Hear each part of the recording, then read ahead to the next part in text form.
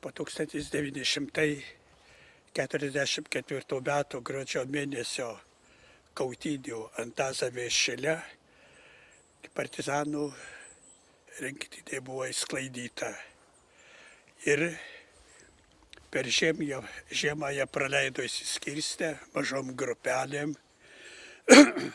Ir 45 metų pavasarį vėl jie rinkosi ir organizavo tą pasipriešinimą.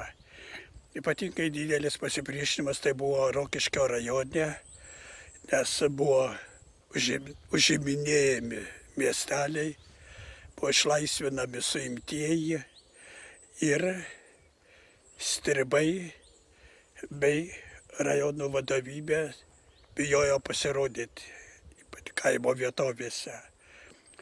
Ir 45 metų sausio mėnesį buvo iškviesta kariuomenė, ypatingai sausio mėnesį 6, 7, 8 dienomis siautėjo Rokiškio rajone ir tada ypatingai žuvo daug partizanų, nukentėjo daug žmonių ir 45 metų pavasarį čia kaip tik tai apsistojo Balio Vaičėno būrys, apie 30-35 turbūt partizanus. Ta vietovė dar buvo vadinama Lapių kalneliu, buvo įsirengę jie stovyklas 4 ir čia įsirengė bunkerį.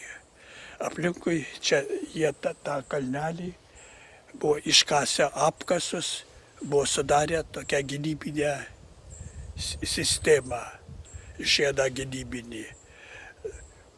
Čia dar toks, toje pusėje ir dabar dar yra ir tuo laiku buvo tokia gana žemi pelkė. Ir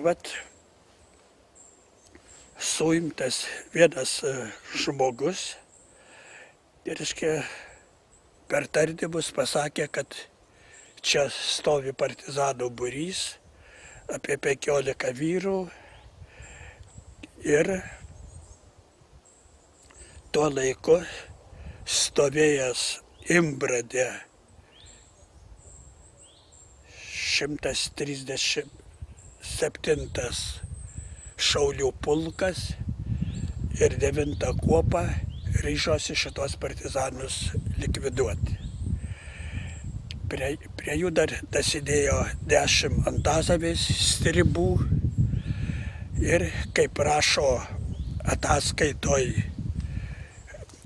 kariuomenei vadovavęs Pustanovskį, jie rikiuotės tvarka iš Obelių pajudėjo į šitą vietą, nes diena buvo graži, sekmadienis, tai buvo Liepos 13 diena. Ir tas partizanas buvo išeis toliau nuo stovyklos, uogaudamas, ir jis buvo suimtas kariuomenės žvalgų. Ir buvo suimtas, jis turėjo atvesti į stovyklą, bet jis vedė į sargybos postus, kad partizanai spėtų pasiruošti. Bet Balys Vaičėnas pajutęs, kad mašinų žymą, pajutęs tam tikrus garsus, jis įsakė partizanams užimti gynybinės vietovės ir neapsiriko. Po kurio laiko pasigirdo kariuomenės artėjimas ir jie karius prisileido labai arti. Prisileido, man atrodo, kad iš tos pusės buvo pagrindinis puolimas ir partizanai prisileido, kad galėjo jau pasiekti granatomis ir kai tai pakilo užimti stovyklą, jie buvo pasitikti kulkosvaidžių ir granatų ugnimis. Puolimas buvo atmuštas ir tada jie ieškojo silpnesnės vietos. Jis tada bandė iš tos pusės tą stovyklą atakuoti, tačiau irgi pasitiko, nes kaip tik tai toje pusėje buvo atėjęs kaip tik išvakarėse Balio Pupeikio būrys, gerai ginkluotas kulkosvaidžiais, automatais. Ir tas puolimas kariuomenė taip pat nepavyko.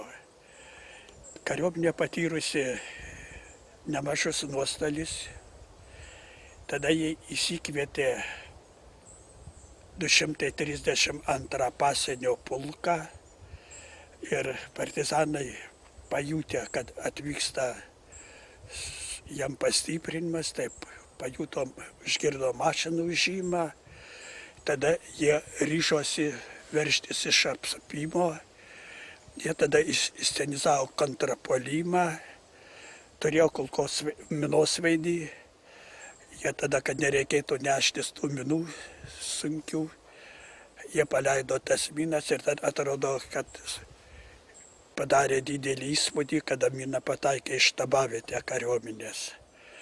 Ir partizanai čia pakraščio tos pelkės sėkmingai iš apsupimo įsiveržė. Partizanų gretose buvo 3 lengvai sužeisti partizanai, bet jie dar patys buvo pajėgus eiti kartu iš apsupimo.